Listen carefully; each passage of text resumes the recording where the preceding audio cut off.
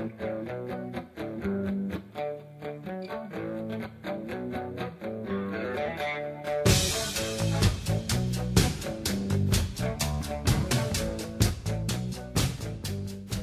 afternoon, and another, rainy day out there today. This is Justice for All. I'm George Yates. We're on K-Talk 1650 AM, and we'll be here for the next 2 hours on your local court radio show here, Justice for All. And we got a great guest today, and I'm really excited about having this guest on. Is Dr. Jeffrey Thomas Frederick, and he is a jury consultant. He's the director of Jury Research Services, and he's in Charlottesville, Virginia. His curriculum vitae runs too long for me to even get into, so I'm going to have Dr. Frederick tell you a little bit about himself when we get him on the air here.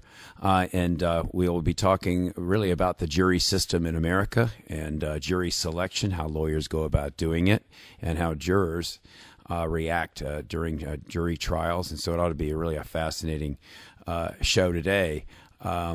So without any further ado, how are you doing, Jeff? I'm doing well, George. How about yourself? I'm doing great.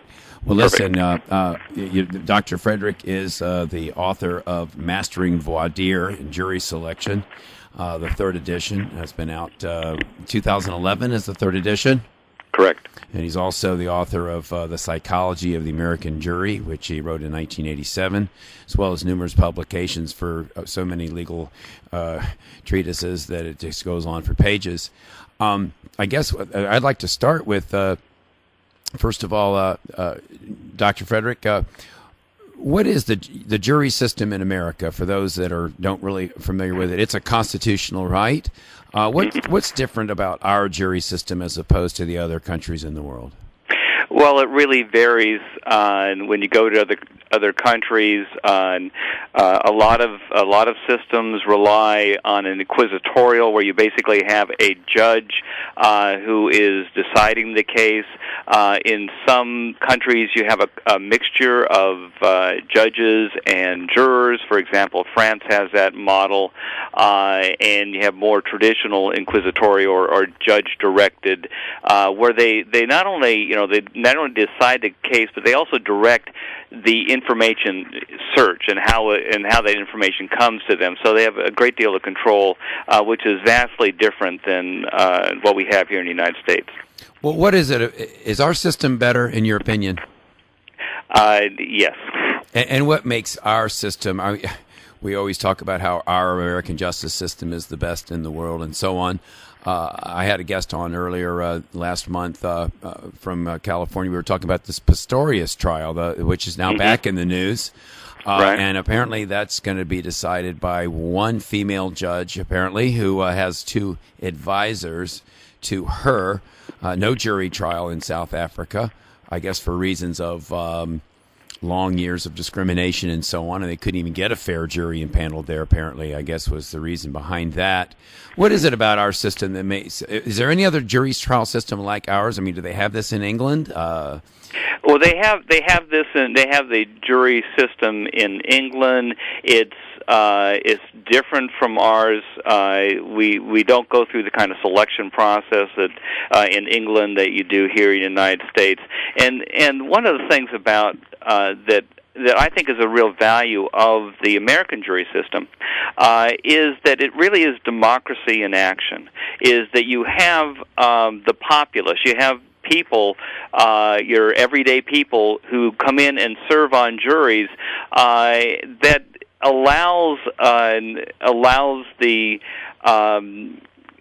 citizens a chance to participate in the justice system, which is good for not only the citizens to participate, but I think in the long term it's good for the litigants in the system itself, so that you don't have trial by judges that you become a legal class of these are judges who are making these decisions. While I would argue that judges are human and respond with biases and these kind of things, but I think that I like the American system because you have the citizenry can be a buffer against overzealous prosecution. It can be a buffer against things that basically are outdated laws that jurors may say, no, this just isn't right, and so you have that kind of ability of the culture to evolve. I mean, there's downsides to it too, and that is, if the citizenry is highly biased against certain groups, then that can be a disadvantage. But I think in the long run, I much rather prefer the American system. And in fact, some of the early research that compared the inquisitorial system and the adversary system, which is what we have, is that you find that even people under the inquisitory system, when they were litigants in these experiments, preferred the adversary system. Well, tell me about yourself. You are a PhD in psychology. Describe your background in education and experience. My background is that I went to North Carolina State University for my graduate work, and I got my master's and my PhD in 79 and 80.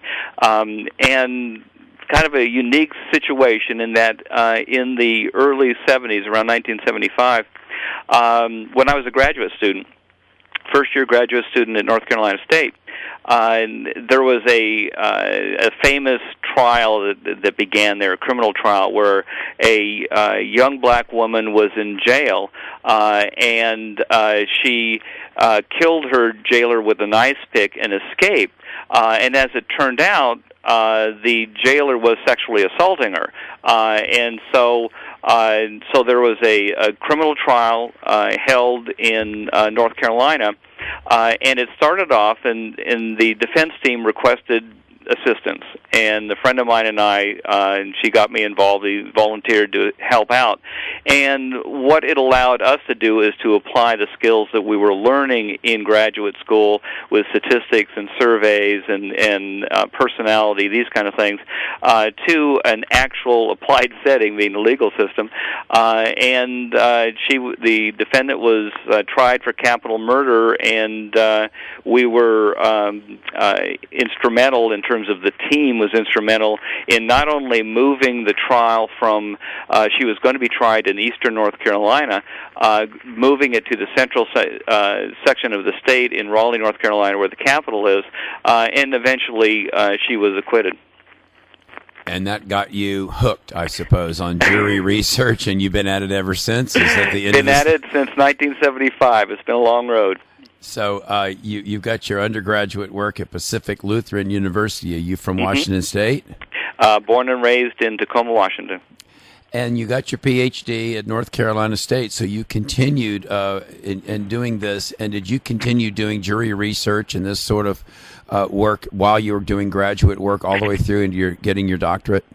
That is correct. I used it at one point in time. I was using my consulting work in as a trial consultant to help fund my graduate education. So it was really kind of a work in progress in many ways.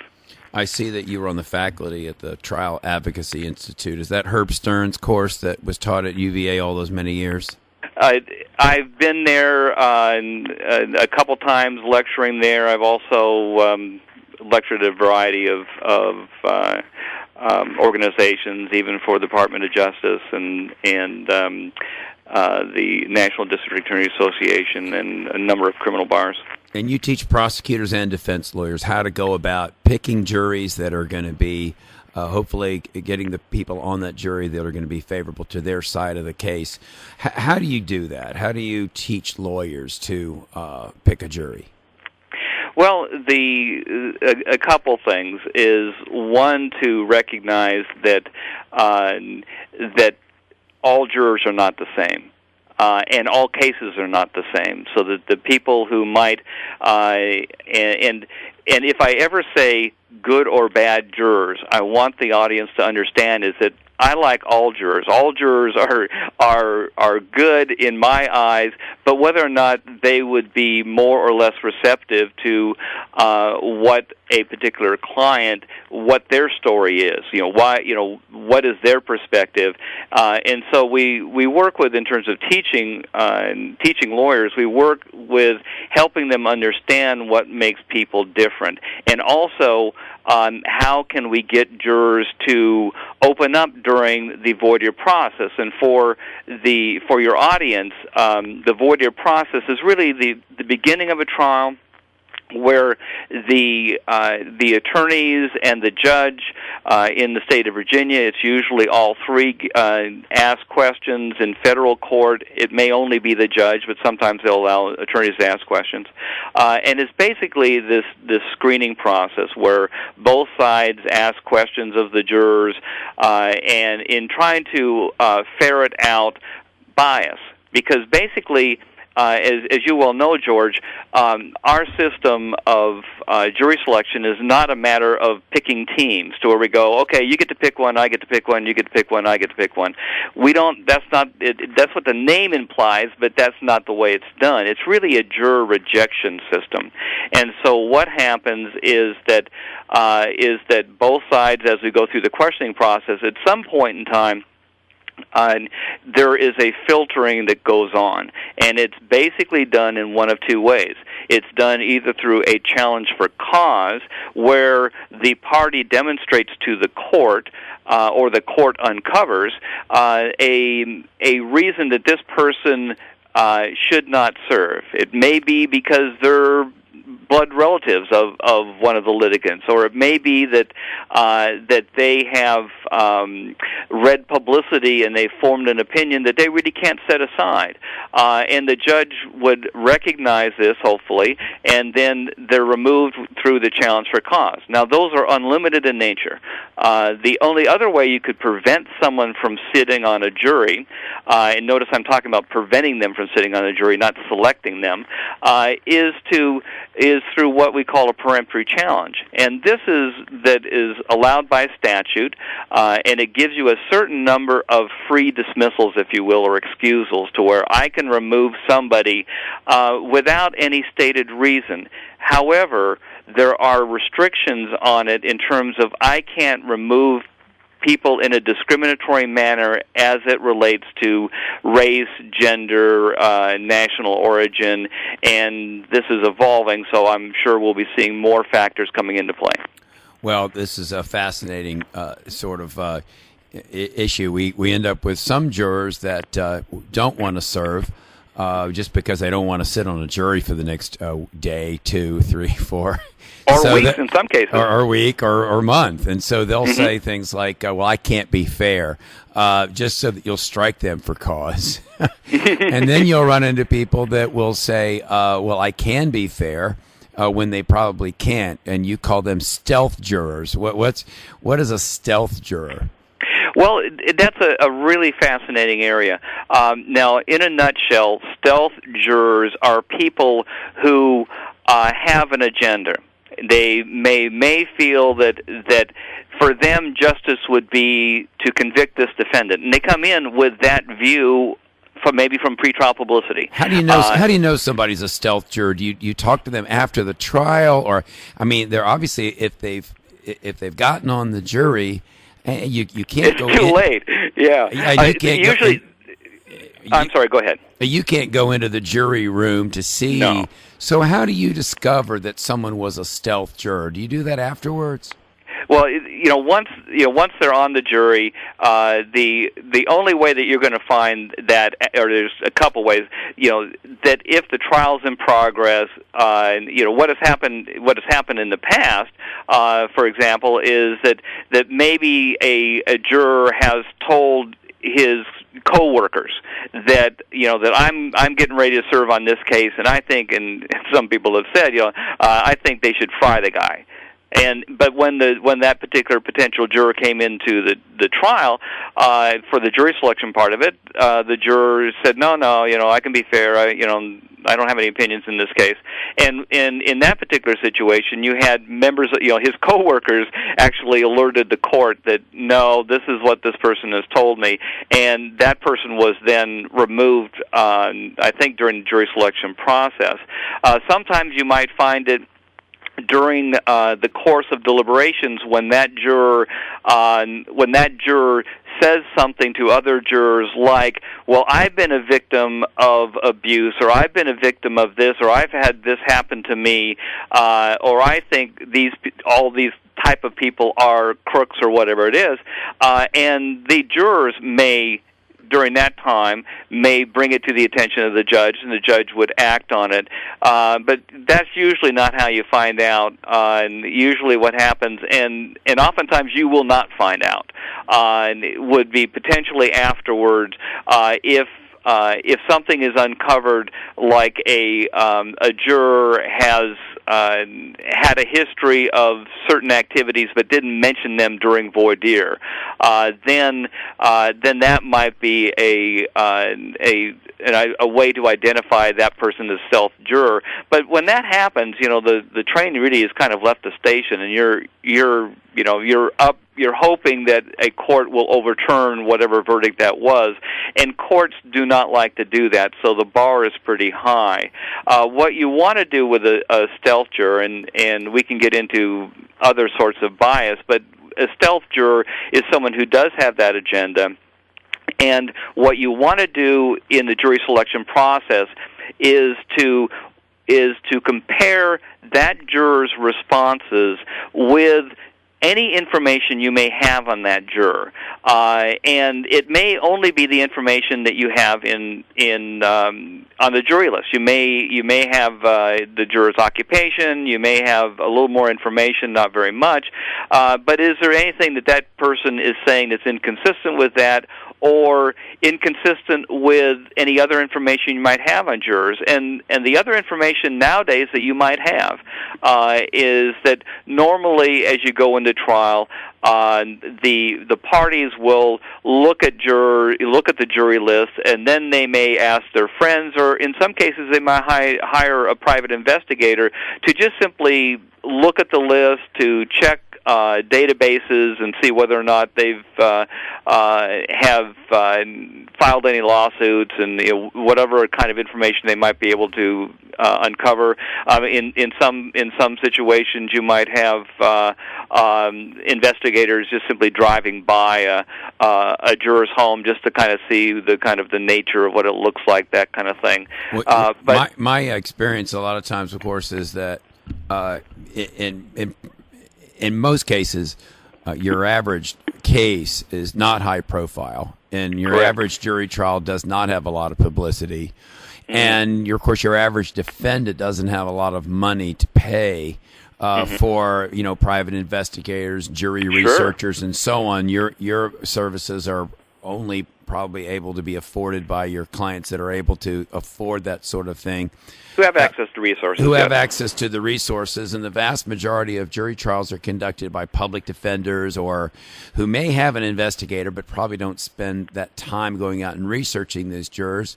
So for the most part, in most juries, I would guess, jury trials and jury selections, the jury selection process only takes about an hour or so, an hour and a half, maybe 2 at the most. The jurors, as you know from your experience, are not asked a lot of questions, and they're always saying yes, they can be fair. and of course, they're really not asked a lot of questions. And they say, yes, I can be fair. And then, of course, you find out later on that they did have an agenda. When I read your book, and it is a very good book, it's an extensive book, and it should be in every lawyer's library.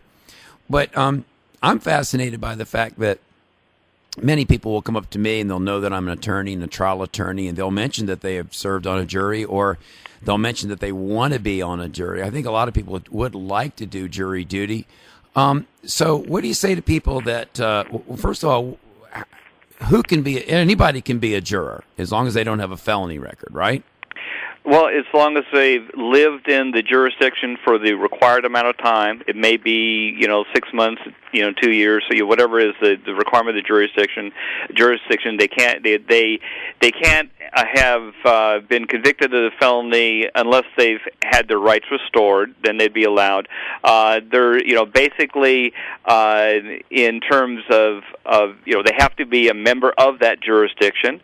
They have to, if you're, in the city of Norfolk, you have to be a resident of the city of Norfolk, and as compared to outside the area.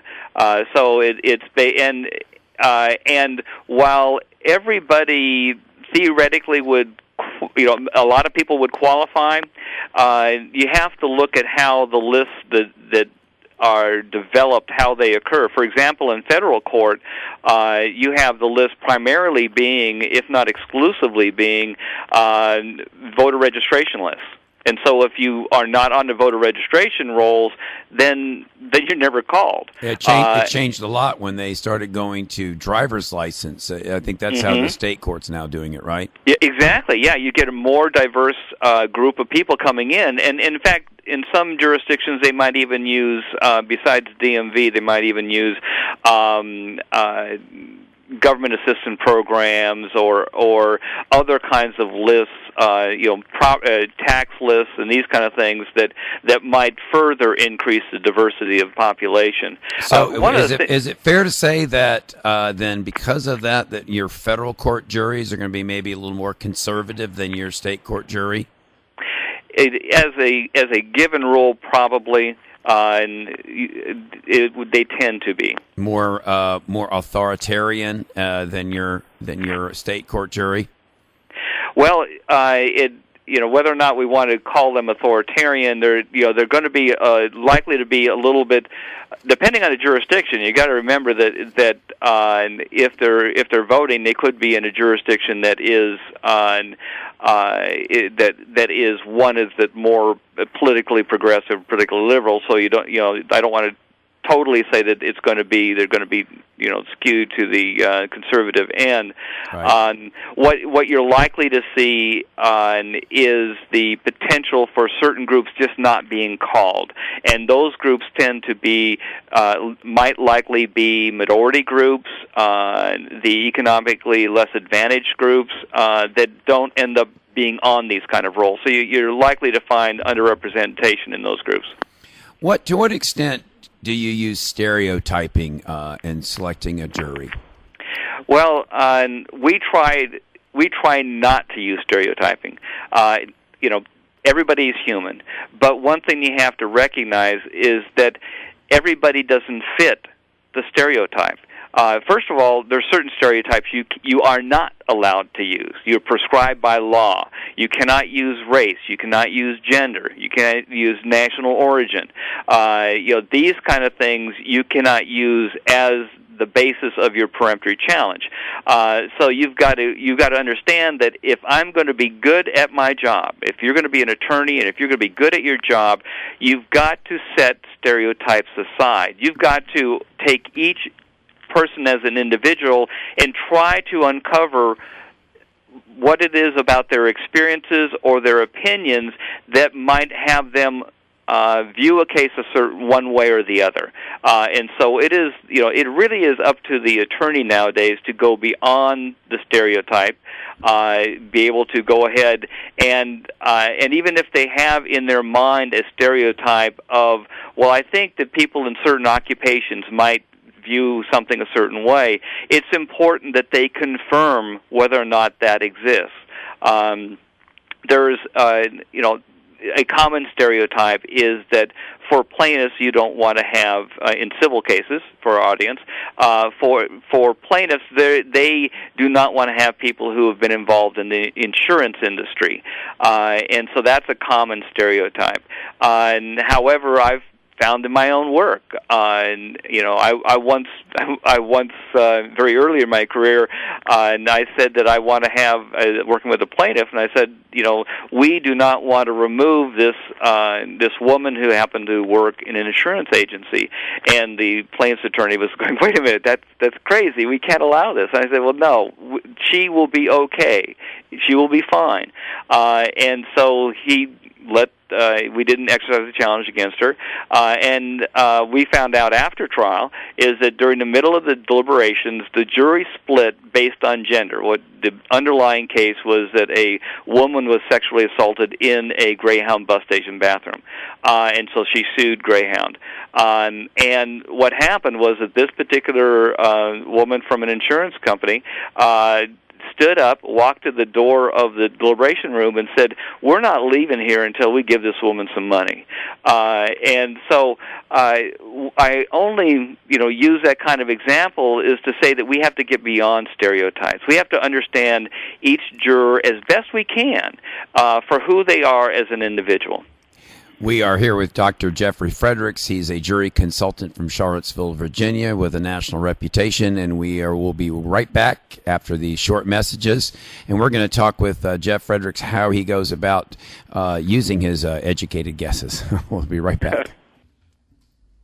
Fink's Car Care, with locations in Chesapeake and Portsmouth, is your dedicated Tire Stars dealer. At Fink's, their experienced staff specializes in brakes, steering, suspension, tune-ups, oil changes, and much more. They also handle rebuilt engines and transmissions, and they're your destination for tires, rims, and towing as well. Fink's is located at 2236 South Military Highway at 2711 Victory Boulevard. For more information, log on to finkscarcare.com or call 545-3573.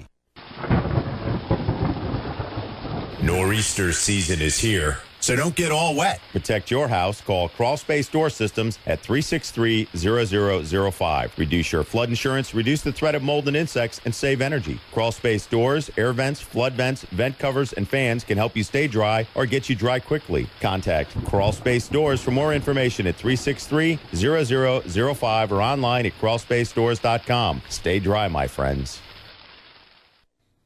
WHKT is on Facebook and Twitter. Like us on Facebook, WHKT AM 1650. Follow us on Twitter at WHKT AM 1650 and stay in touch with K-Talk 1650.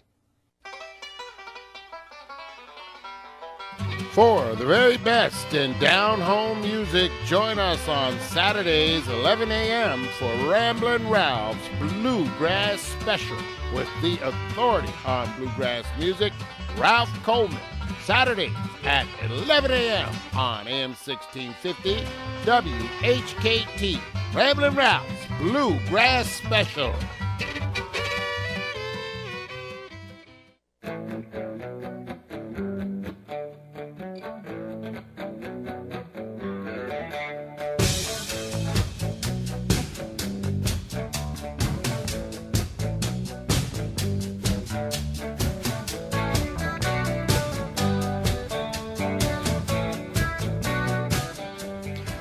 Hi, we're back on K-Talk 1650 AM. I'm George Yates. This is Justice for All. We're here with Dr. Jeffrey Fredericks. He's a jury consultant and has been assisting in helping attorneys, both prosecution and defense, select juries now for many years.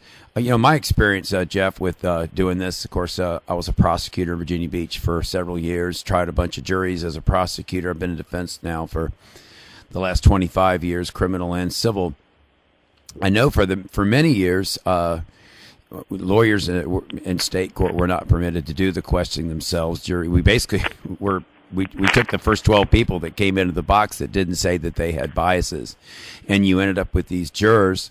And I think that not too long ago, really, it's been fairly recent that we've been able to start asking some questions in state court. I don't know if that was a result of Batson, which.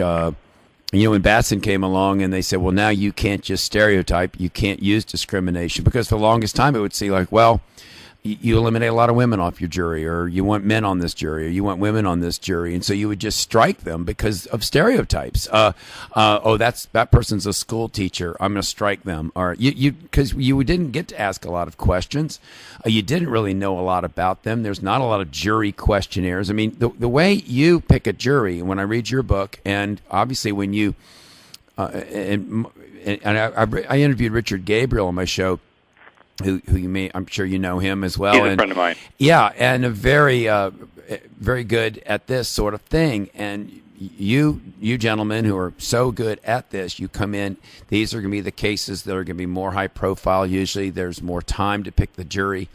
But for the most part, it seems that when a jury is being selected by an attorney that doesn't have a lot of resources, he's going to be basing his or her strikes on a lot of stereotypes, whether men, women, and so I would like to have a little fun here, maybe a little entertainment value here, since we're on the radio and we're entertaining as well as educating. But for instance, if you don't have a lot of time and you're trying to pick a jury, don't you want certain kinds of people on your jury if you're a criminal defense, let's say, or if you're a prosecutor, don't you want a certain type on your jury? Can we at least use stereotyping a little bit if we're not able to ask a lot of questions? Well, if you're stuck in an information void, you have no information, and all you have is stereotypes. That's all you have. If the predicate is the way you lay it out, and that's all you have, then that's all you have. I mean, very often that is all you have, because if you're going to try to pick a jury in an hour or two, and it's in a group setting, and you're asking people, and the judge is asking them a bunch of questions, can you be fair, or will any of you be biased by this? And they all go no. And then you stand up and you start asking some questions, and if they all just agree with you, and because they are in a group setting, I think many people know what the proper answer is supposed to be. Isn't that the risk that you can't really uncover much about that juror? That is difficult, and let's just go ahead and parse that a little bit. We have to recognize that there was an interesting study that was done by a judge who's now retired in the District of Columbia, and in the District of Columbia, the way they select juries is the judge does all the questioning in the beginning. The judge goes through about 18, 25 questions, and jurors make a note of whether or not they would answer affirmatively to any of the questions. And then at the end, the judge just calls people up who had answered affirmatively. And what he found was that there were a large number of jurors, probably about a quarter of the jurors that didn't answer affirmatively to any of the questions. And so what the judge decided to do is to go ahead and I'm just going to bring these people up and ask them, why they didn't answer affirmatively any questions. And what he found is that about 18% of these, quote, silent jurors, or about 3 per trial, later revealed information that indicated that they really should have answered affirmatively. And what during the course of his study, he did this over a number of trials, he found that in 90% of the criminal trials that he did this on, that 1 to 4 of these, quote, silent jurors were struck for cause by agreement based on individual revelations during the subsequent interview with the judge. And, a lot of these people that were removed by consensus were people that had been a victim of a crime or had knew somebody in law enforcement, and they didn't answer affirmatively to that when they should. One of them happened to be the fiancé of the defendant. So that's kind of a dicey, and it might go along with your agenda juror. But I say that is that just because, and I think you kind of alluded to this, just because they don't answer doesn't mean that there isn't something relevant they have to say. And what I encourage attorneys to do is to pursue voir dire as best they can. Sometime here in Virginia, and I've been in here in Virginia for a long time, and I've selected a large number of juries in Virginia, and I've run across attorneys who basically have been beaten down by the process and really like, well, we just can't do anything. We can't ask questions here and that kind of stuff. And we talk about, okay, well, if we could ask questions, what questions would we like to ask? And then I try to encourage them to, okay, well, let's take if you feel like you can't ask questions at all, well, let's just take a couple. Let's take a handful and ask these. The judge may not let you ask the question, but if you don't try to ask it, you will never know. And so what we work on is like what questions would help us if we can, and it might be an experience. Has any had certain kinds of experiences? And it might be opinions. And in criminal cases, how many people feel that because someone's been indicted, they must be guilty, and trying to uncover people's potential filters, if you will, on how they might view the case, and also understand that the way you ask questions of jurors affects how they're going to respond. In some jurisdictions, a good way of starting off during this questioning process is to have each juror, depending on the size of the number of jurors there, but each juror that you're focusing on, have them start at the very beginning by saying their name and what they do if they're employed outside the home, and what they do if they're not employed outside the home. Do they have any? Are they married? Do they have any children? And I like to throw something in the end. What do they like to do if they have spare time? Their spare time activities, and give each juror a chance to go through that. Now, a lot of the information some of the information may be interesting and useful, but the primary goal of that approach is to get jurors to feel comfortable in talking in that situation. So this is assuming then you've got all 12 jurors. You're in a courtroom. And for folks out there that have served on juries, they know that they're sitting in the courtroom, and the judge is asking them some questions, and then the prosecutor gets up and asks some questions, and the defense lawyer gets up and asks questions.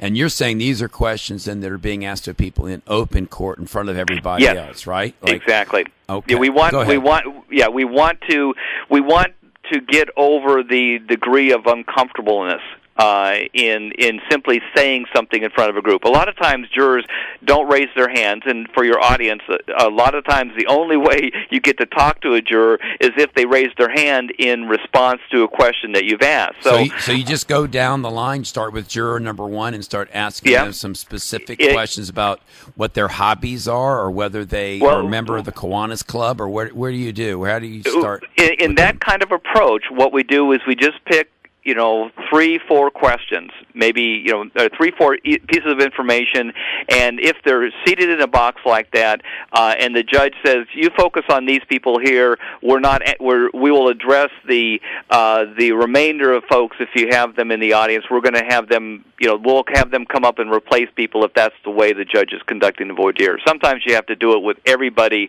in the entire venari, and so that might be 30 to 40 people. It just depends. But if you have them in a box and the judge allows this kind of approach, and it has been, the judges have allowed it in Virginia. It just depends on your judge. And basically, you go through this approach. You just go down the line, and you just go ahead and they say, "Okay, well, my name is Jeff Frederick, and I'm a psychologist, and I've got a child, and my favorite spare time activity is playing with my granddaughter." These kind of things, or traveling, or whatever it is. And then you go to the next person. And what you've done is that, yes, you may have found out some interesting information, but you're primarily getting them to talk. Now, another approach and remember, the goal here is to get people to participate, because if they don't, all you have is very limited information. You may have some body language information. Maybe they've reacted a certain way to when a question was posed or when the judge read out what the case was. Tell me about body language, and I'll come back to this other one. You mentioned what kind of body language can turn off a lawyer? If somebody's sitting there as a potential juror, what do they do that might indicate that they're favorable to you or unfavorable to you? Well, and that's a good question. What we're looking for when we, first of all, we're not mind readers, and we're not walking polygraphs, and the attorney is not that either. What we're primarily doing is looking for variations in the pattern of the juror's behavior, and things that can indicate that that something's going on. You're going to have to follow it up. Maybe the juror might fold his or her arms and turn a little bit to the side, indicating the possibility that they're closed off to you or to what you have to say. And if that's the case, you make a mental note of it. You write it down in your notes, particularly in the era of Batson, where you have to be able to justify why you exercise a peremptory challenge. You'd want to put that in your notes. And so what you're looking for is deviations in the pattern of the juror's behavior as they go through the process. I've been in a number of cases. I've been in hundreds of cases, and I oftentimes, at the very beginning of voir dire, you'll have jurors sitting out in the audience section, and maybe the judge hasn't pulled them up to a jury box yet, and the judge will read off what the case is about. And in almost every case I've worked on, I look out in the audience and I will notice, 1, 2, 3, how many individuals that respond either positively or negatively to what the judge is saying. It may be that they look over the defendant like, I can't believe you did that, and kind of like with daggers in their eyes. Or you might be in a civil lawsuit, and once the judge mentions that it is seeking money damage, you might see somebody kind of fold his arms and roll his eyes with the mention of monetary awards, and so you make a note of that, and so that when the jurors come up, you have that in mind as you go through your questioning. I mean, I have seen jurors cry in the audience section, but then when they get brought up into the panel box, that they don't shed a tear there. So what you're looking for are signs of positive or negative affect. It might be looks of concern, or might be looks of, in some cases, hatred. In other cases, animosity, disbelief. You're looking for these kind of things, and you're also looking for just changes in the pattern of the behavior.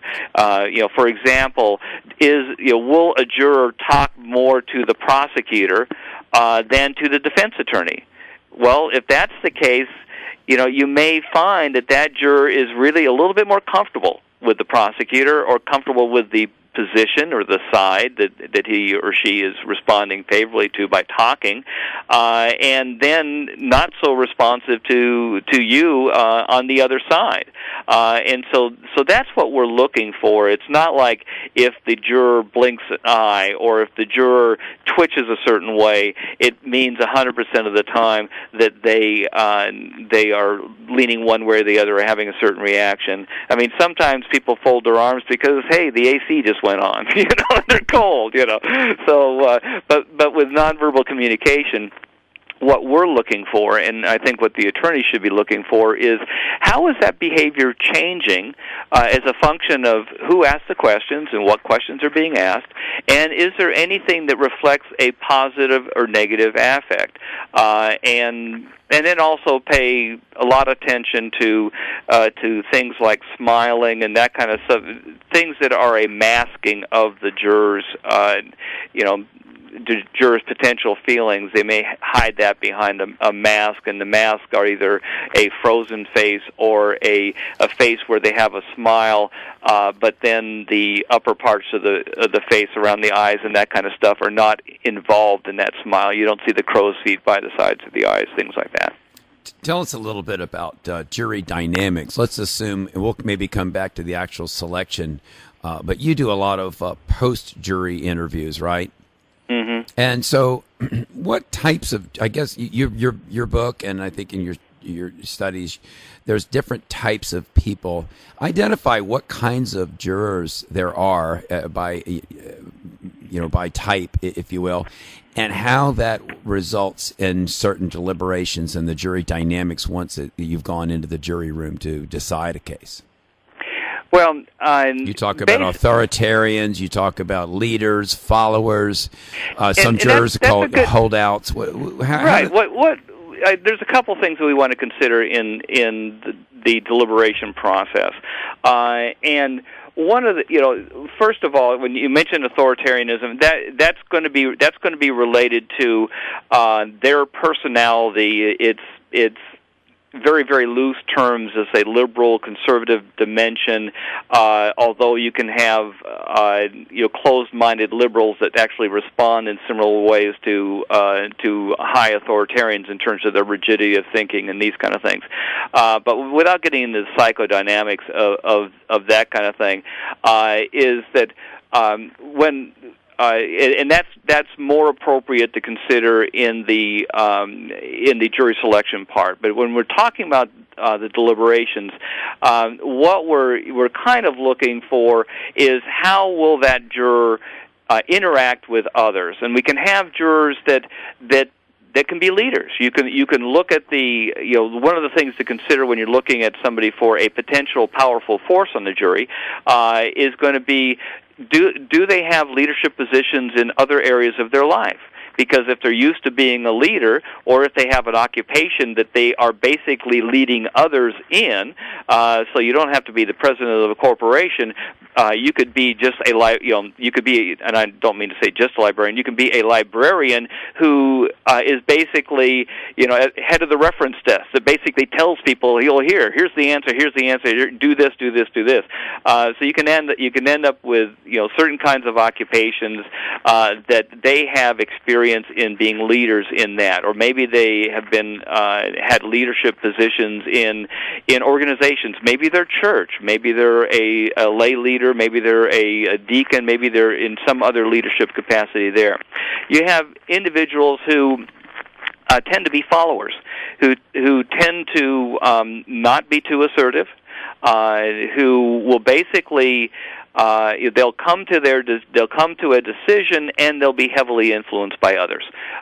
So that you have these kind of people who are followers. Then you have people that can be what we refer to as fillers, and that really is because of their personality, because of their life experiences and that kind of stuff. Is they're going to be basically filling the seat, but they're not going to be an influence on the jury. The followers, are a little bit more. They're a little bit. They'll interact more. They will. Their positions. They'll defend their positions, and more so. A filler is going to be somebody that basically is whatever the majority is going. They're going, and they're just kind of going along for the ride. And then you can have people who, if you have enough challenges and you can look at it that sophisticated a way, people who might be able to bridge the gap and maybe negotiate between certain groups. Maybe somebody that because of their background characteristics, can actually fit in one of several subgroups on the jury and hence be a bridge. And finally, you have people who are potential holdouts. Holdouts are holdouts by their very nature are not necessarily leaders. The holdouts are individuals. They may end up converting the group, but by very nature, a holdout is somebody who's in a minority position, and it basically sticks to that position. These are individuals that are strong for a variety of reasons. They may be strong because they exhibit strength in their answers. Their opinions are very strong. That you hear the string voir dire, and that they state an opinion, and they state it, that they strongly hold it, or they state it in a forceful manner. You have individuals who are strong because they're not dependent on the average society or your normal society for their reinforcement. So these are people who are kind of offbeat, people who are not in the mainstream, and hence they don't really respond to pressure from their fellow jurors in terms of, hey, we're all very similar, this is the way we see it, why don't you see it our way? And then the person kind of shifts a little bit and comes towards the mainstream again. These other holdouts are going to be people that, for whatever reason, that they are going to hold out, that maybe they have a job that, as a result of their job, they have a certain life view that if that is triggered by the trial, that they're going to stick to that, and they're not going to change it, and so they will hold out. And now, when somebody holds out, what ends up happening? Well, if someone holds out, what'll happen is that after a certain amount of deliberation, the jury will either the judge will inquire, or the jury will send a note to the judge saying that we really cannot reach a decision. The judge will then give the equivalent of a modified Allen charge, or basically a charge that says you really need to work together to come to a decision and without violating your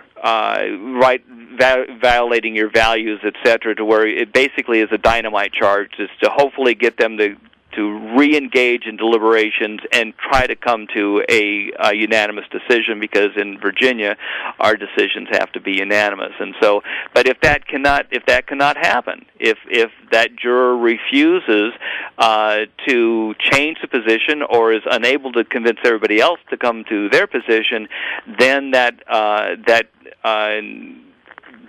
trial will be declared, or that jury will be declared a hung jury, and you will have a mistrial. The most of the hung juries that I've had, there's more than one, so there's must be that one holdout is also a leader type, at least in some respect, and maybe can convince 2 or 3 other people to come with them. So that the breakdown is at least somewhere 8-4 or something like that. I think if it drops below 4 or 3, the other folks just go along. So, yeah, and that's a good point. Is that you're basically talking about majority-minority influence, and basically you're right. If you once you get to a certain level, maybe it's 66 to 75%. On one side, that is a lot of pressure that comes to bear on the minority, and as it gets higher to where maybe it's only one holdout, or maybe it's 2, there is an extreme amount of pressure to come to a decision, and so that you would find that you can have holdouts of 1 or maybe 2, but those are your hung juries are more than likely going to have more than just one person there, simply because of the pressure that comes to bear. We're about to take another break here. This is George Yates with Justice for All, and we're talking with Dr. Jeffrey Fredericks. He's a jury consultant from Charlottesville, Virginia. And we'll be taking a short break here, and we'll be back in another minute or two if we've taken a little break, and we'll be right back talking about some of the interesting topics regarding jury trials.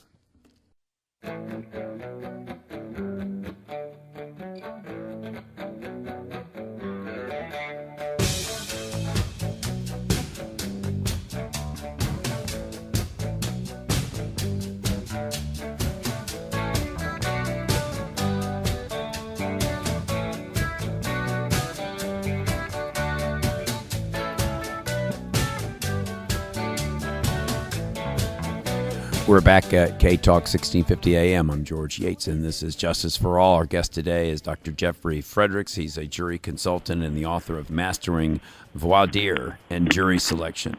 And what does voir dire mean, Dr. Fredericks? Well, it had several meanings: to speak the truth or to hear them say, depending if you go with the Latin or the French. And basically, that's our questioning process, that we get to hear jurors, hopefully, answer our questions and come to a decision on whether or not we need to remove them peremptorily or through challenges for cause. And so lawyers are basically, as Richard Gabriel describes it, it's like a block of ice, if you will, and we're chipping away at the ice to get the figure. I'm thinking about the movie Groundhog Day. Let's see. It's a sculpture. It's like, you got a big piece of stone there, and you're chipping it away to get to the actual sculpture itself. So we've got a panel of people there, and we're trying to get rid of the people, each side, the prosecutor, the defense, or the plaintiffs and the defense in a civil case. You're trying to basically weed it out, get rid of the people that get on the jury and say, I can't be fair, or whatever, or for whatever reason the parties don't think they can be fair. And then they take their what they call peremptory challenges, you're saying, which is you can strike them for any reason that you want besides race and gender. And then you end up in Virginia, with 12 on a criminal jury, and 7 on a civil jury is how it works. Correct. Now, I'm going to have a little fun here, and just if you are consulting a criminal defense attorney and you don't really know much about those jurors, and you're just exercising strikes based upon stereotypes, and you can't do it based upon you can't do it based upon gender or race. It's a former military. You're the defense. You're representing the defense. Former military officer. For or against the defense. What kind of case? It's all going to depend, right? Okay. Former police officer. Well, does a defense lawyer always take off a former police officer? The defense attorney does not always take off a former police officer, because and I know you're trying to say, let's talk about in stereotypes. You need, whenever you approach stereotype, you need to know how it might apply to your case. For example, a former police officer, while you would normally expect, and I think that 9 times out of 10, the defense attorney in a criminal case, particularly if it's like a robbery or assault or these kind of things, that you normally, from the defense perspective, you normally do not want to have a former police officer on there, unless there is something in the case itself that says, look, this stereotype is going to be different.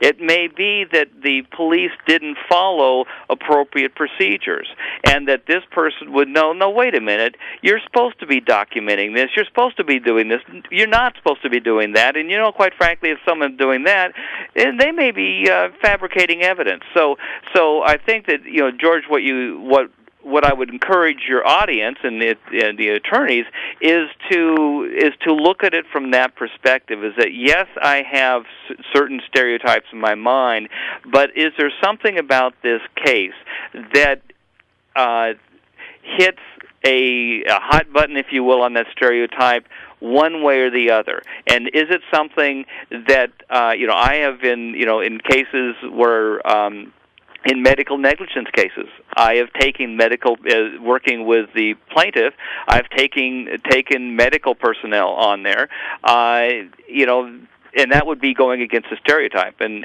the thing that I want the audience to get is that it's important to go beyond the stereotype, recognize the stereotype for what it is, and then that is also not 100% applicable to everything. And is there anything in the stereotype itself that might operate counter to what you might normally expect?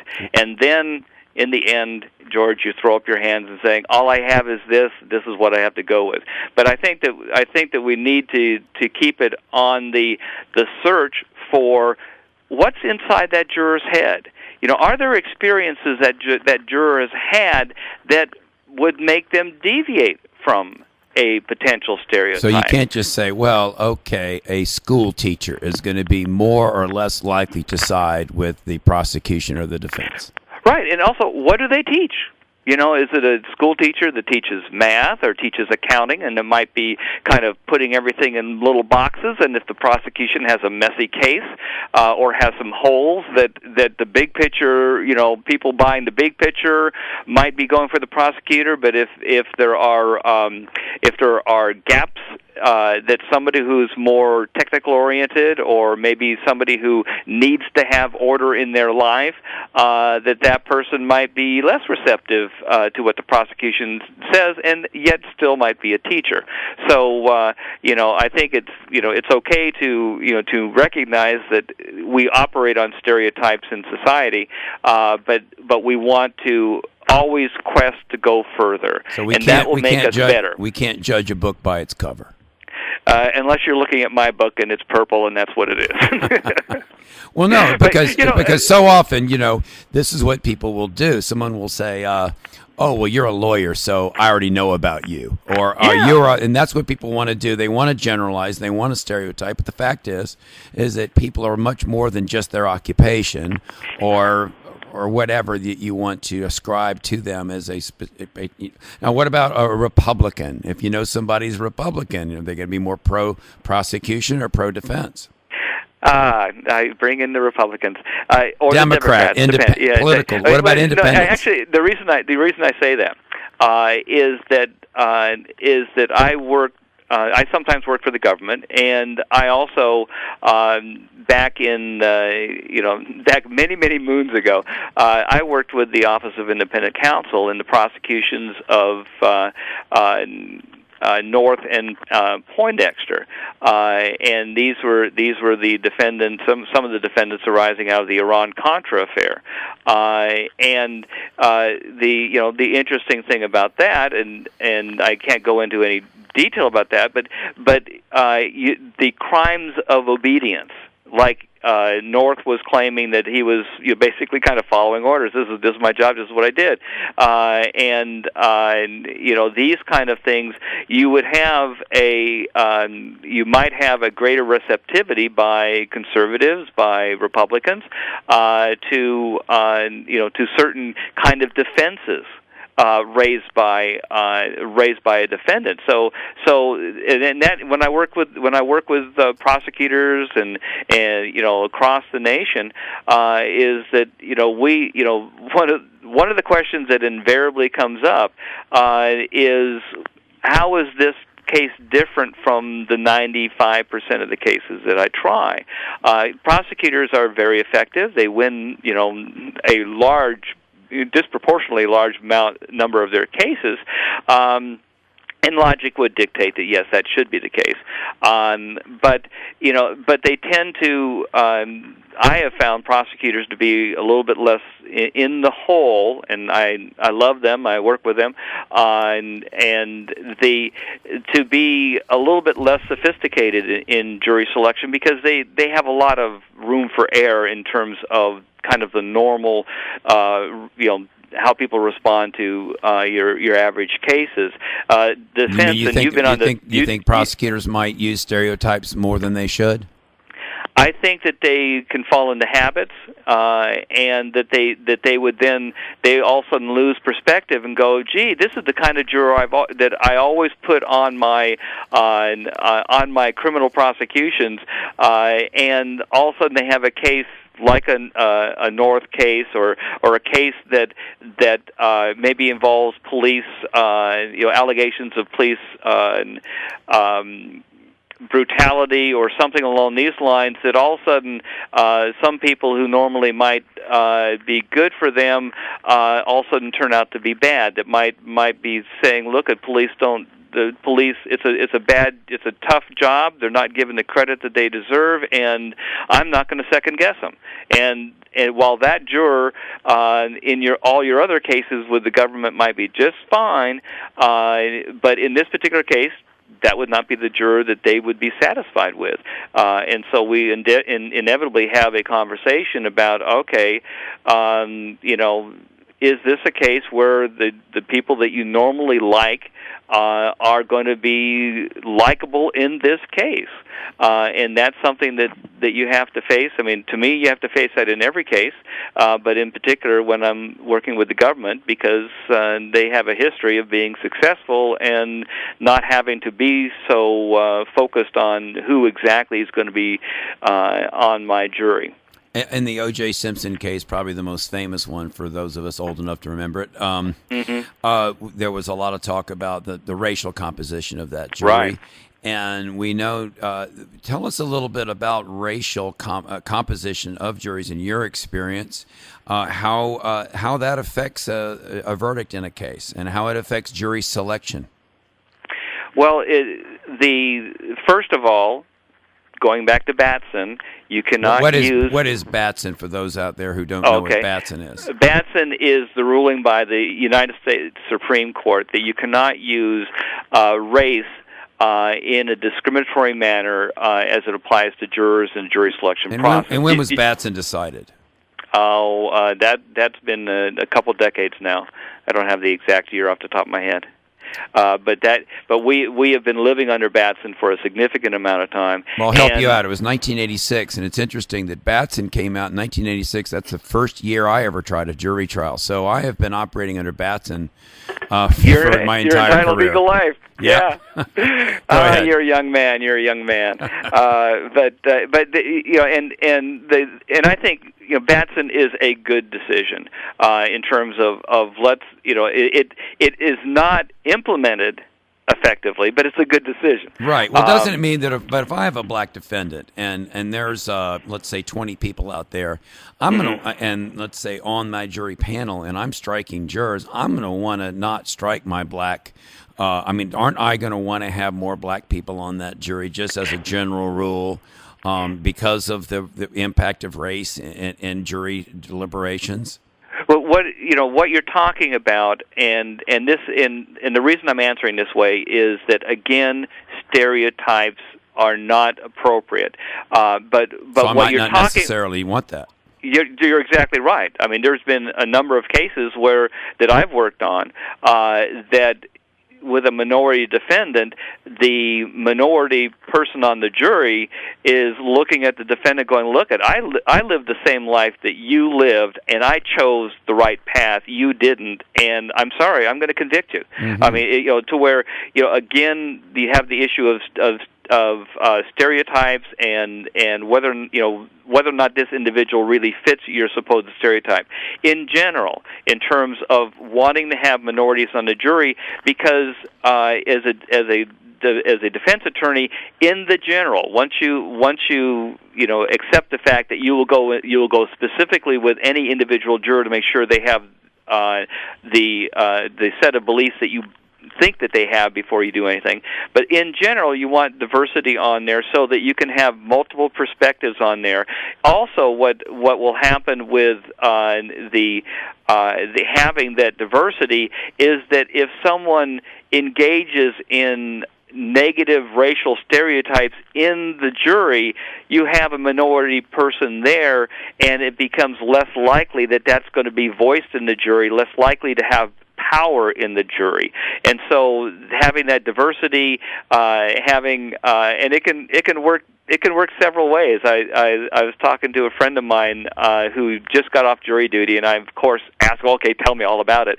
And he was talking about how this was down in Florida, and it was a case of where someone had taken a car and from a parking, gone into it and got a salesman and a car dealership and took a car out for a drive and just kept on going. And you had a lot of whites on the jury that were going, well, maybe maybe he was going to return it later, or maybe he's going to be doing this and that. And finally this minority member of the jury turned around and said, look, which way was he going? Was he going back to the car lot? No. And they end up convicting. But you had this kind of diversity of opinion going in, diversity of experiences and perspectives that help the jury make a better decision. So I'm a believer in diversity, and by the same token, I'm a believer in that if there is somebody that we're interviewing in this voir dire process that cannot see things from my client's perspective, then I need to do what I can to remove them. The Batson decision said that you could not use racial discrimination. And then later there was another decision in 1994, I believe, the JEB case. JEB, yeah. That says that you cannot discriminate against gender either. Mm-hmm. And what's interesting about both these cases, or maybe it was JEB that said that it wasn't just the defendant's right to not be discriminated against, but it was the actual juror's right to serve, that the right to serve as a juror meant that you could not discriminate against women or blacks or minorities, Hispanics, whatever. That was a fascinating thing. And that was a wonderful decision. And that goes back to what you said in the very beginning of this case when we were talking of this interview today, was that our system, our democratic system, has jury service as part of our democracy. And as part of your right as a citizen, it's your right to serve on a jury. And if you're black or female or Hispanic and you're on that jury and somebody takes you off of that jury because of your status, then that's a violation of your constitutional rights as a juror. Yeah. It is so. It's so important, and what I found in talking with jurors is that oftentimes juries will get a bad rap about how they come up with that decision and get some sort of bad rap. When I talk to jurors, I always come away from these people are doing the best they can, and they're hard at work trying to do it. It is just the exception that you might get a juror or juries that just kind of just go off the deep end for some wild reason, is that usually it's because one of the sides did not do their job, and these jurors come away from it going, I really didn't want to serve on the jury when I came in there, and I came away from it going, geez, this is an important role, and I'm glad I did it, and we tried our best, we worked our hardest because we want to do things right. And nowadays we're having we haven't talked much about the internet and jurors, and that's a real important area that's evolving now. But the main point is that jurors do try their best to do what they can and do the right thing, and it's the job of the litigants to make sure that they do their jobs, and it's the prosecutor's job to present a case that jurors can understand and that they can go from A, B, C, D, E. And let's talk about the internet. That's great that you mentioned that because, first of all, we're on K-Talk 1650 AM. And this is George Yates with our show is Justice for All, and we're with Dr. Jeff Fredericks from Charlottesville, who's the author of Mastering Voir dire and Jury Selection. He's also written a book called The Psychology of the American Jury. And the internet, for me, it seems to me now, the internet it seems to affect this in more than one way. First of all, of course, being able to do some pre-trial screening of your jurors by checking out Facebook and some of these other social media that your jurors might engage in. But what worries me, or what I in the old days, if you tried a case, and we don't sequester juries in Virginia. It's rare, yeah. It's rare. And so here's a juror, and if it's a 2-day trial, it used to be in the old days you would just go home, maybe, and you might, I'm sure if people ignored the judge and wanted to talk with their spouse or friends or whatever, they might actually chat about the case. They weren't supposed to, but how can people not? And I always am curious about that. To what extent, in your experience, and this is a 2-part question, so the first one is, in your experience, how often do jurors actually follow that and not discuss it with friends and family during, let's say, a 1 or 2 or 3-day trial when they go home? And number 2, it's so much easier now just to go home and Google the case, and you can then go pull up. It's the status of the file, the procedure of the case is online. You can actually see when it was charged. You can see the information. And what's to stop somebody from going home and just mentioning it to their spouse, and somebody saying, "Oh, well, and telling them things." Have you discovered that the internet actually taints trials if it's more than a one-day trial? So I know it's a big question, and go ahead. Well, let me try to piece it, kind of parse it out a little bit. And you raise an interesting series of questions relating to the internet. The first thing is that we don't have an accurate measure of how often jurors are going home and talking about the case, because it really kind of requires the jurors to, in surveys, etc., to volunteer that, oh yeah, I went and talked to my spouse about it, or I talked to so and so about it, or in terms of do they research the case on the internet or something like that, and again you have to rely on either news reports of it happening, and there are those kind of reports, or surveys, stuff conducted by the Federal Judicial Center or something like that, or the National Center for State Courts that might provide some initial figures on the prevalence of that, and the influence of the internet nowadays I think is big.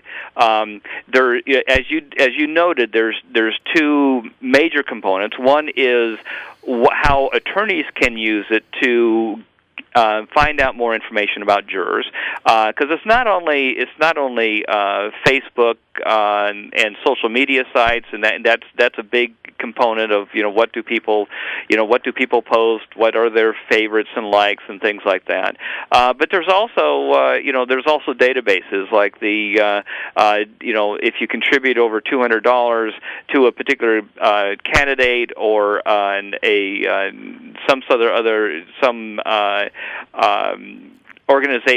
political organization, that they have to file that with either the state or the feds, and that these databases are maintained, and so that you can sometimes find out if people contributed to President Obama's campaign, or maybe to Mitt Romney's campaign, or to other candidates on various different levels. And if you think political party or political leanings might be important in your case, that would be valuable information. So you have information, and even more complex than what I just mentioned, that kind of information is potentially out there, and that's really kind of the juror's footprint, and you look to that. But you also have the ability of jurors to get information about the case.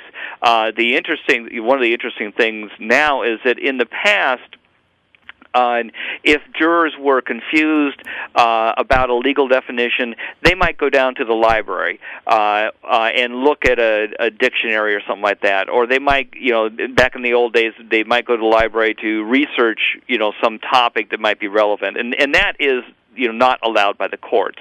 However, with the Internet, you can do it on your cell phone between breaks, or during a break, and that's happened before, to where jurors will all of a sudden, start looking at publicity on their case. There's been cases where a juror has looked up a defendant, as you were mentioning.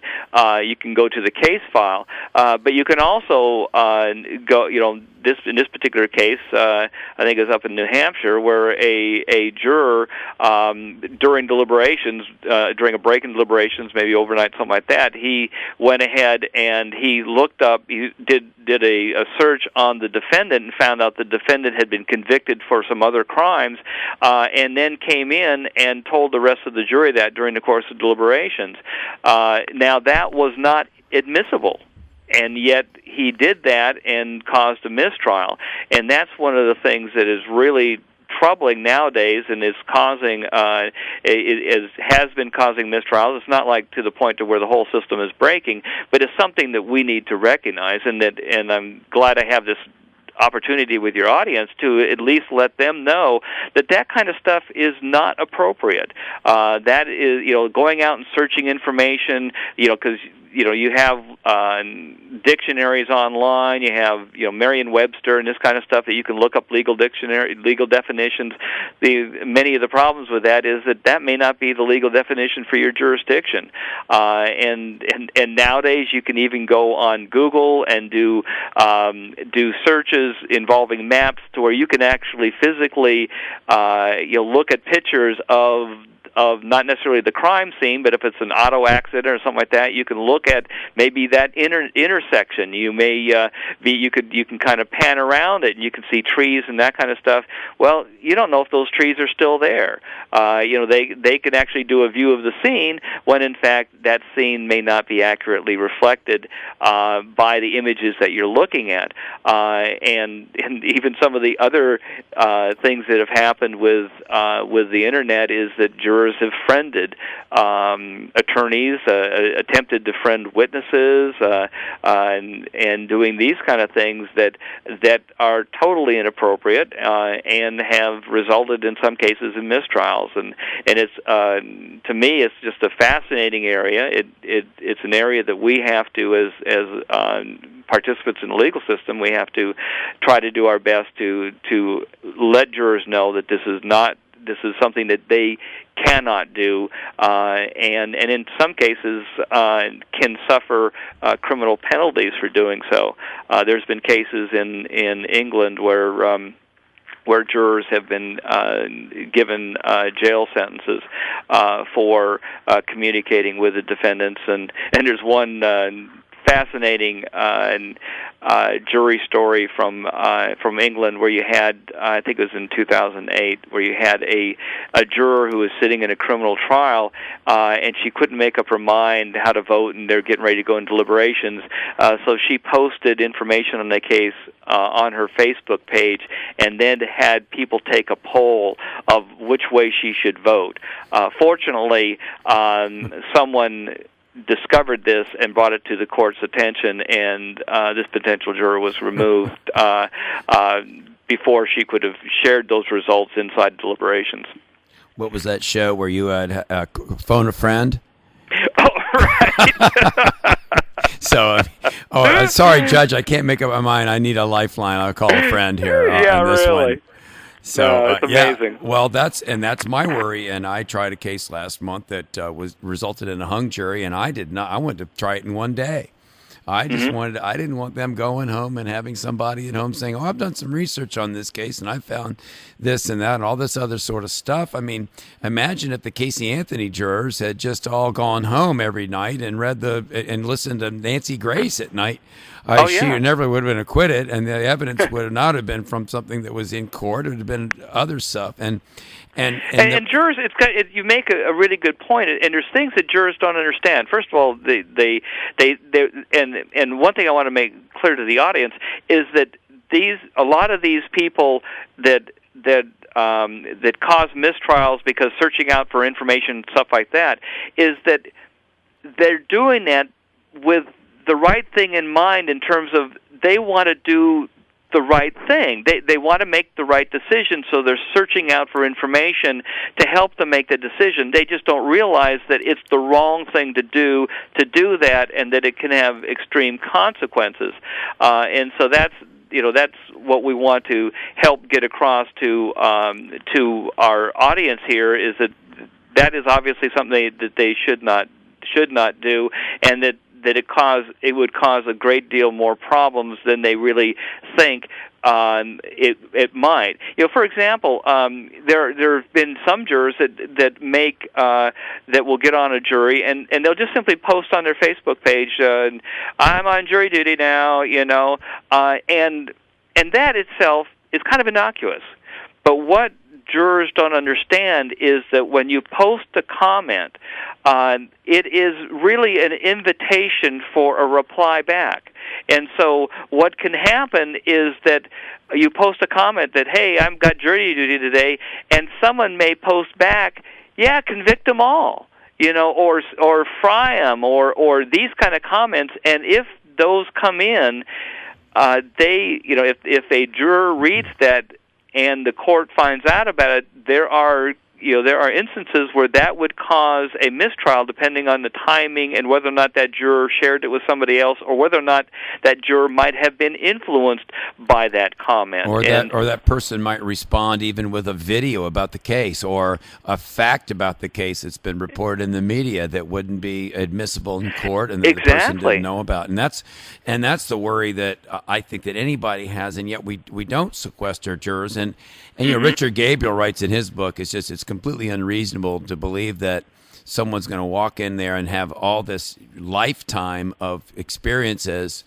and the way they look at things and the way they filter information through. And then in one day, the judge is going to say, well, you need to follow these rules and these facts. And then they walk out and they completely forget what they're supposed to be doing. And then they do what they ordinarily, naturally revert to, which is to, not necessarily follow the rules of the court. And the problem is now, if they come back into the jury room, there's no way really for us to know whether or not they've done this sort of thing. You come back with a verdict, and the verdict might not necessarily be the right verdict, or might be something that's completely skewed, and you wonder what in the world did they do or did they hear when they were not in the... I had it happen to me not that long ago where a verdict came back that was quite a bit different than what I thought the evidence showed. So I thought maybe there was something going on outside of the courtroom. And maybe the jurors were just savvy enough about it to not say, what happened. And that's a real good point, is that oftentimes we may never know what happened. Right. We may, if there's been extraneous or extra-legal evidence or information brought into the courtroom, into deliberations, we may not know. I mean, oftentimes the way we know from a variety of sources that it occurs, but it's very rarely. Well, maybe and this has happened to where a bailiff has overheard something, right. or a juror has asked a bailiff something. That's the only way it's going to come out, is if a bailiff hears or one of the jurors blows the whistle. You're right, one of the jurors, and that has happened before, and that's why judges need to instruct jurors, all the juries, that if something like this happens, you need to report it right away. Right. And that is oftentimes how the judge may find out, is that a juror may bring in, and this has happened before, to where they may bring in printouts of legal definitions and pass it around. And the only reason that, in fact, sometimes the only reason they find that out is that they leave the legal document on the table when they're through with deliberations, and they go and they're done. And when the cleaning crew is cleaning up, they also find it and bring it to the attention of the court. And so that may be the only way. I mean, there is one unusual situation here in Virginia where there was a defendant who was, I believe, that was convicted, and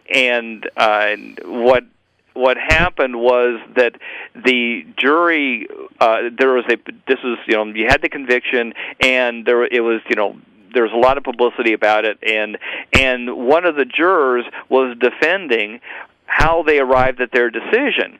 And the way this juror defended it was that, we worked really hard. In fact, we read all of the victim's journals. The victim was Jocelyn. We read all of Jocelyn's journals.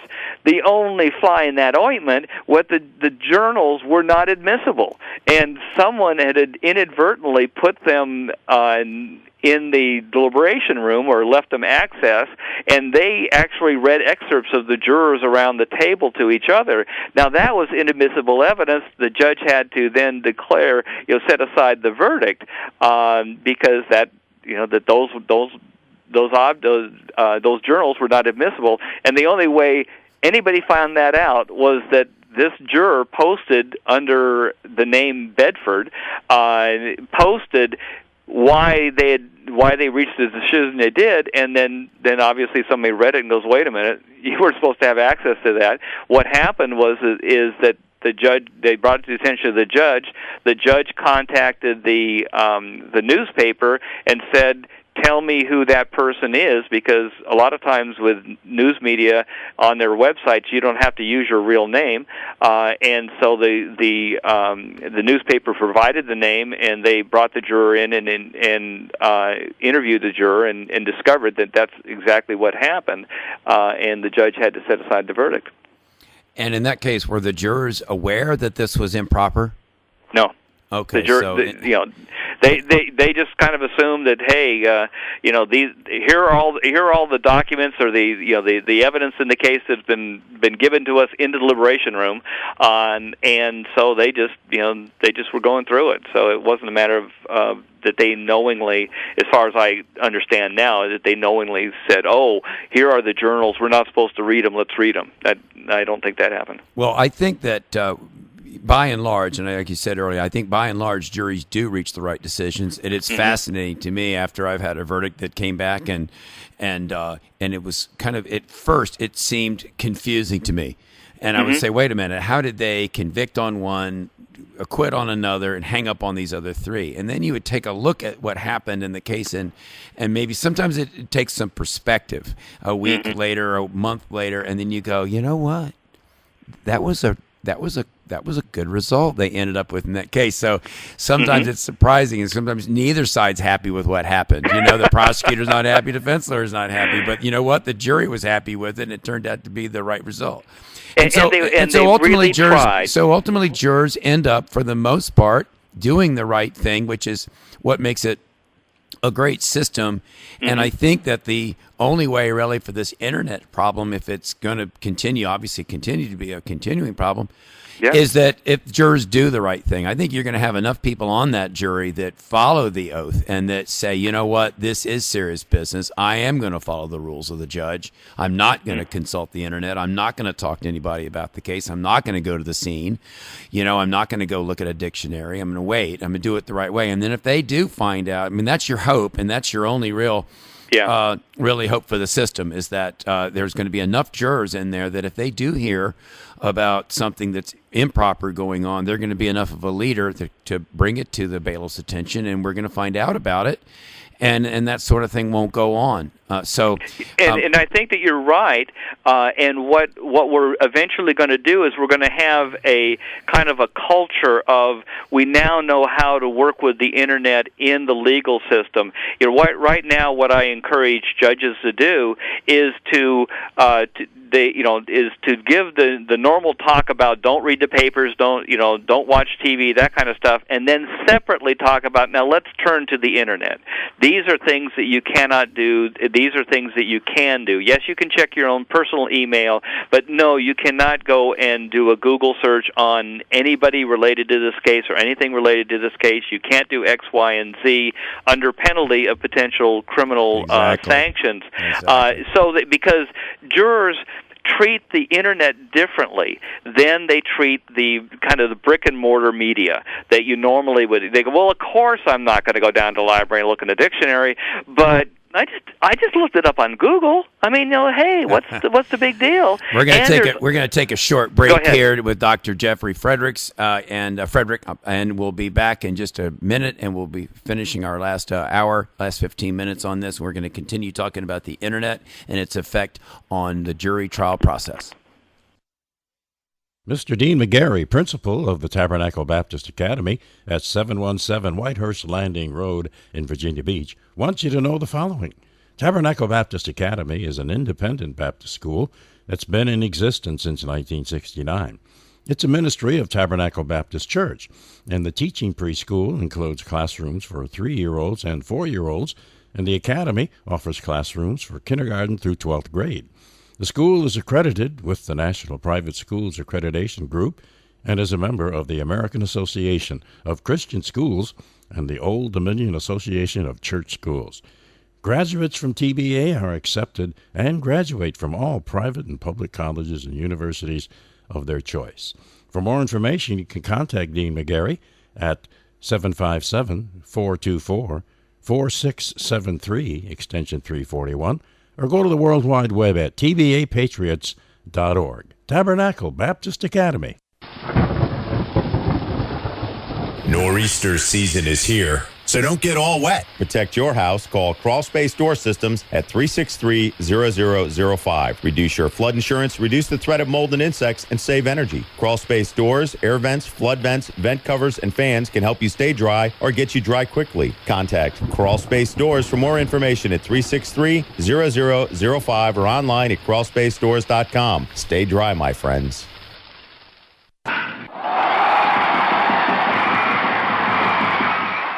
Summer is here, and so are the Norfolk Tides. Catch the fun and excitement as your Norfolk Tides take the field at beautiful Harbor Park. Bring your friends and family to root on the Orioles of tomorrow today. Log on to NorfolkTides.com for more information on season tickets, groups, ticket discounts, and Tides merchandise. And don't forget to follow the Tides on Twitter and Facebook for up-to-date promotions and team information. Tides Baseball, minor leagues, major fun.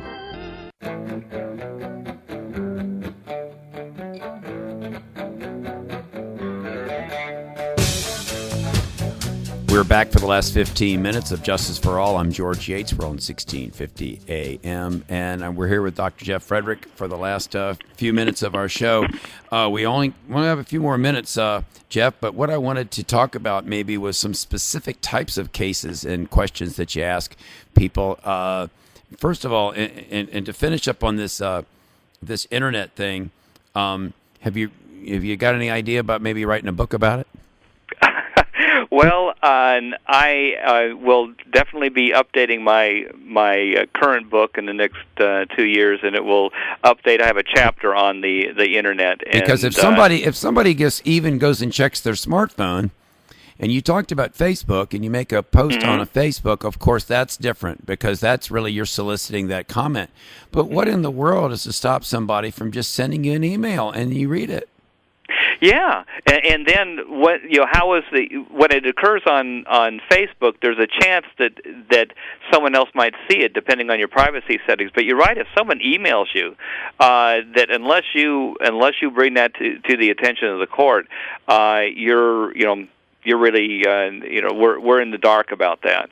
And so with Twitter and with Facebook, the posts oftentimes, depending on privacy settings, oftentimes you can see that. But otherwise, it relies on the integrity of the juror to say, I'm not going to engage in behaviors that could compromise such an important thing.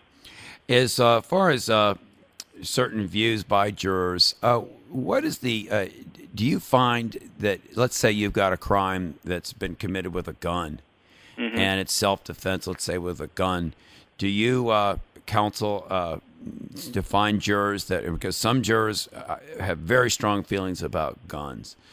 Some believe that people should be able to carry openly, and other people believe that guns shouldn't be around at all. How does that go into your advising somebody to pick a case and pick a jury where there's a gun involved?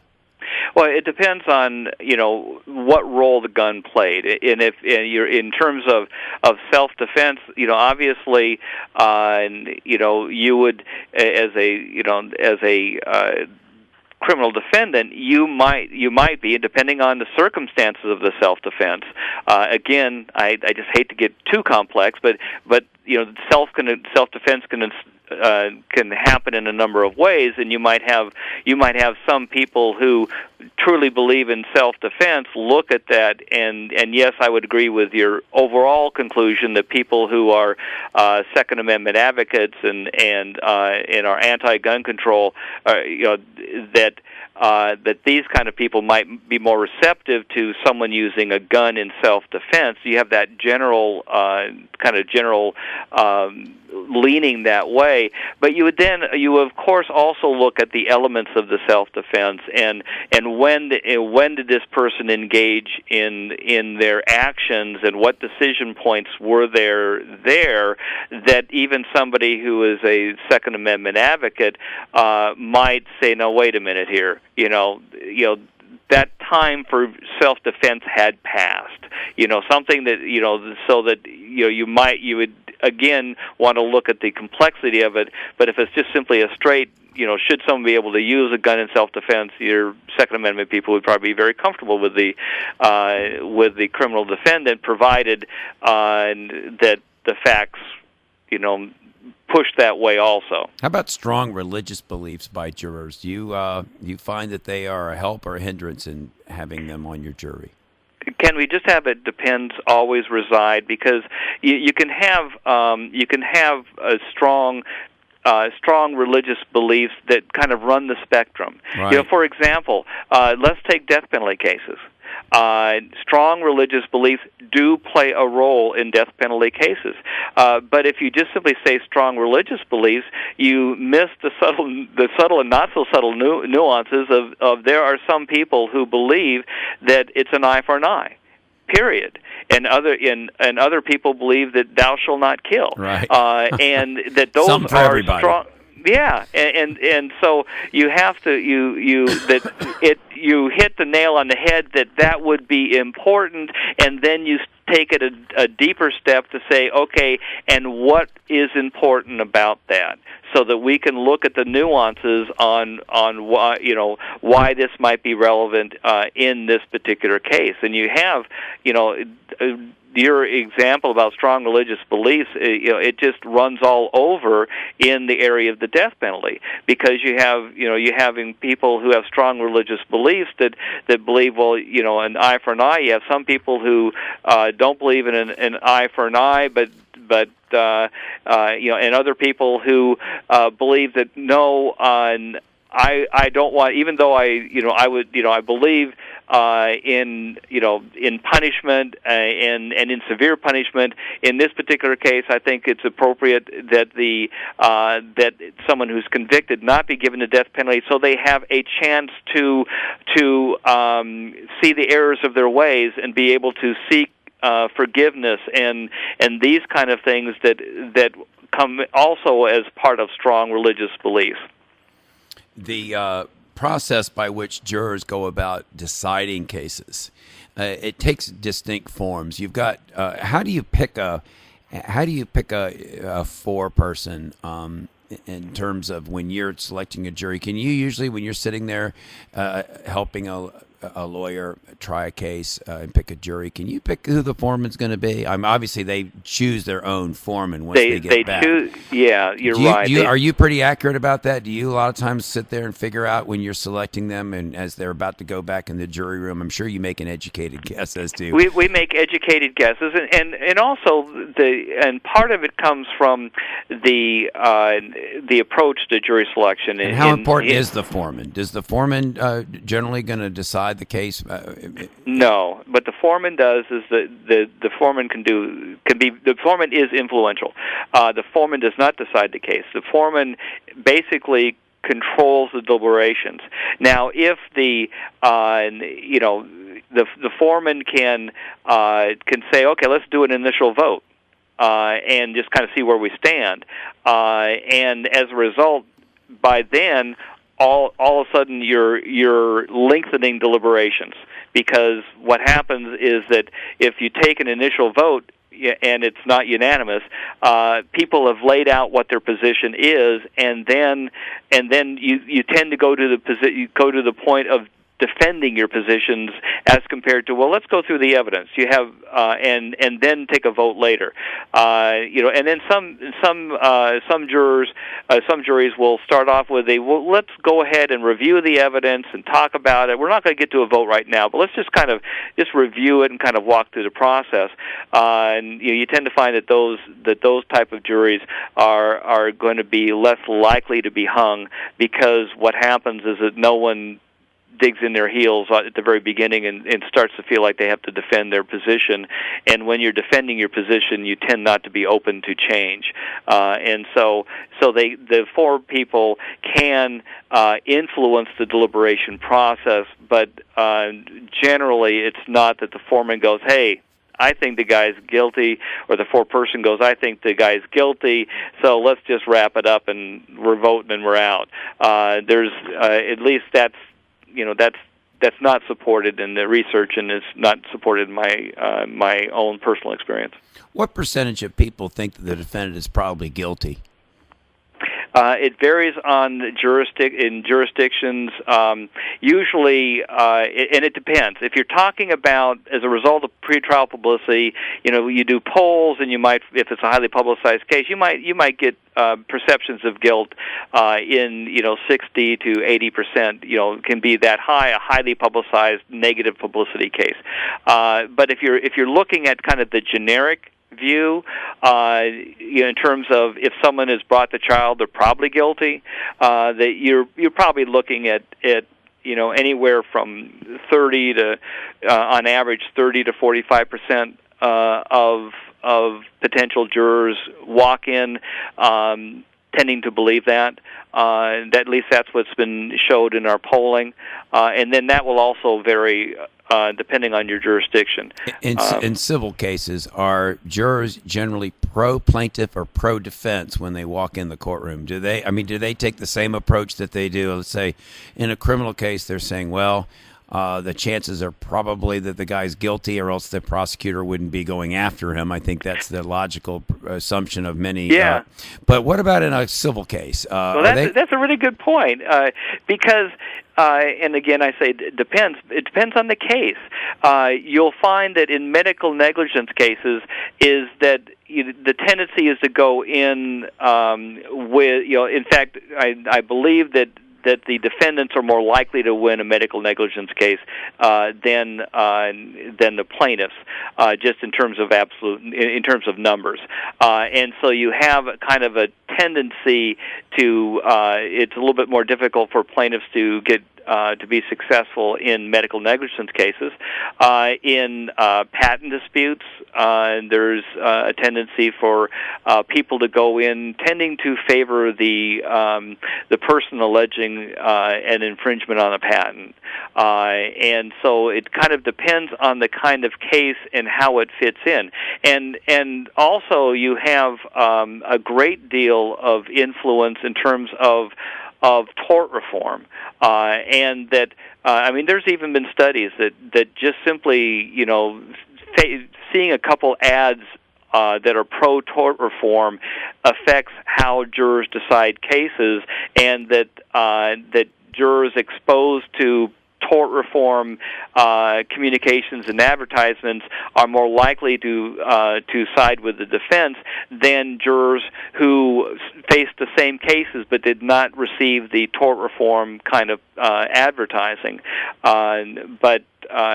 So plaintiffs although they're not at a significant disadvantage in terms of that people are not providing money in personal injury cases or citing for the plaintiff, is that it also is affected by the degree the tort reform movement has been made manifest in that area. Well, this has been a fascinating discussion. I think we could go on for quite some time. Our time is up, and I'd like to thank you for coming on the show today. It's been great.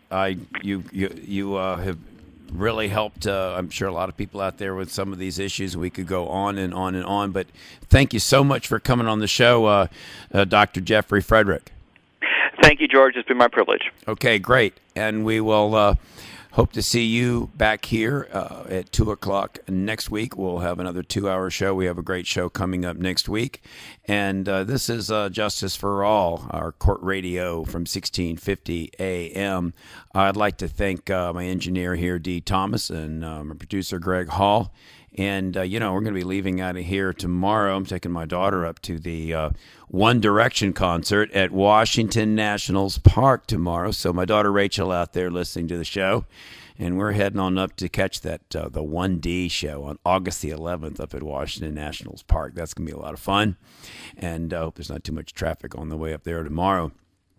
For the rest of you out there, it's been great that you listened into the show, and you can listen into it. If you didn't hear the whole show, you can go onto our YouTube channel or to archives.org and listen to the show in its entirety. And once again, I'd like to thank Dr. Jeffrey Frederick, Ph.D., trial consultant, and his book is Mastering Voir dire and Jury Selection. He's been a great guest today, and we say thank you very much, and adios.